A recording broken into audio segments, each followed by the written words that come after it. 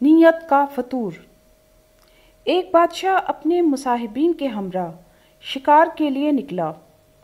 کافی دیر تک جنگل میں شکار تلاش کیا مگر شومیِ قسمت کوئی شکار نظر نہ آیا۔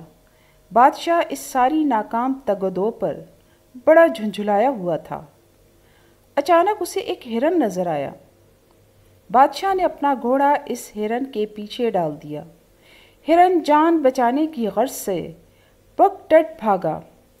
بادشاہ اپنے تیز رفتار گھوڑے پر اس کے پیچھے تھا۔ 1.5 میل تک پیچھا کرنے کے باوجود ہرن بادشاہ کے ہاتھ نہ لگا۔ اب ہوا یوں کہ درختوں کے ایک گھنے جھنڈ کے پاس ہرن بھی اچانک بادشاہ کی نظروں سے اوجھل ہو گیا، اور بادشاہ جو اس اثنا میں اپنے مصاحبین سے بچھڑ چکا تھا راستہ بھول گیا۔ بادشاہ راستے اور مصاحبین کی تلاش میں ادھر ادھر گھوڑا دوڑانے لگا۔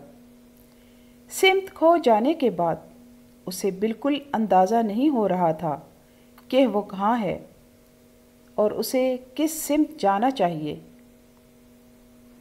بالآخر بادشاہ نے گھوڑے کی بھاگ ڈھیلی چھوڑ دی اور معاملہ گھوڑے کی صواب دید پر چھوڑ دیا۔ گھوڑا ایک سمت بھاگنے لگا۔ تھوڑی دیر بعد بادشاہ نے دیکھا کہ جنگل ختم ہو گیا ہے اور سامنے ایک باغ ہے۔ یہ اناروں کا باغ تھا۔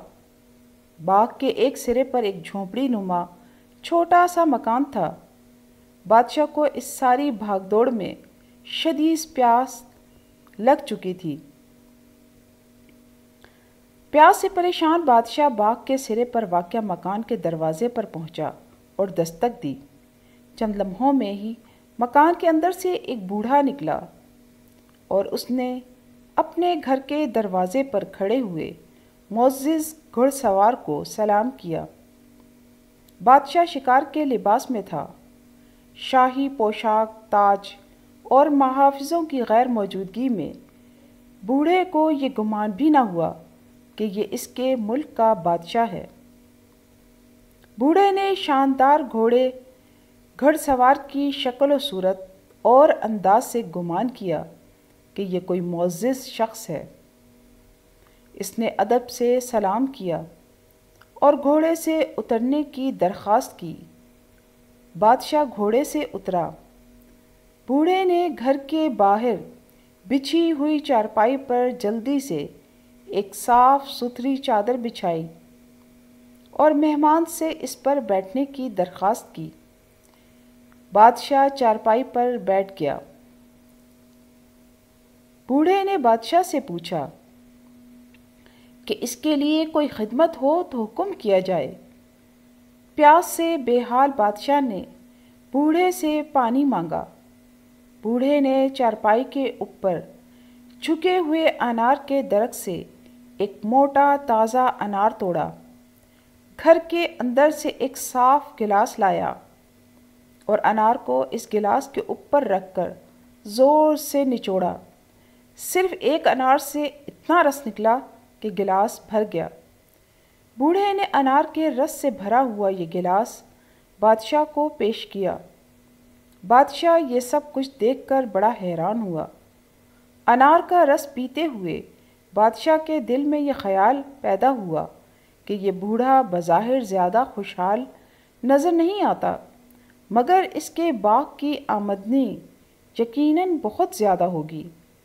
اس کے انار بڑے رس بھرے ہیں۔ اسے منڈی بلا شبہ عام اناروں سے کہیں بہتر ریٹ ملتا ہوگا۔ اس کی زمین بھی ارد گرد کی زمینوں سے زیادہ زرخیز ہے۔ اس کا مالیہ، آبیانہ وغیرہ باقی لوگوں کے برابر ہوگا۔ اس کی آمدنی فصل اور زرخیزی کو مد نظر رکھتے ہوئے اس پر سرکاری ٹیکس اور لگان وغیرہ باقی عام باغوں کی نسبت زیادہ ہونا چاہیے۔ بادشاہ نے دل ہی دل میں فیصلہ کیا کہ وہ واپس جا کر اس قسم کے باغوں پر سرکاری ٹیکس بڑھا دے گا۔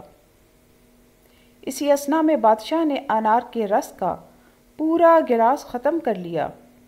باغبان نے پوچھا کہ کیا وہ اور رس پئیں گے؟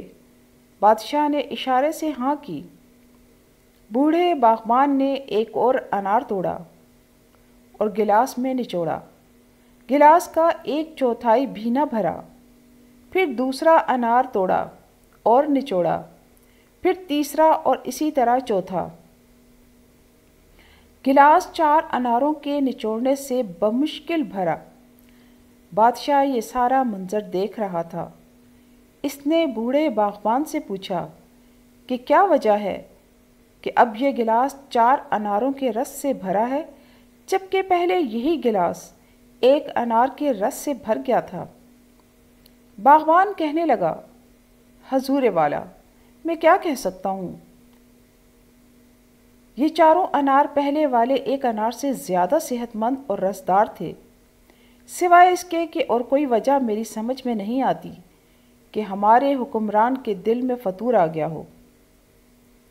حکمرانوں کے دل میں بے ایمانی، فطور اور بدگمانیاں پیدا ہوں تو چیزوں سے برکت اور رخصت ہو جاتی ہے۔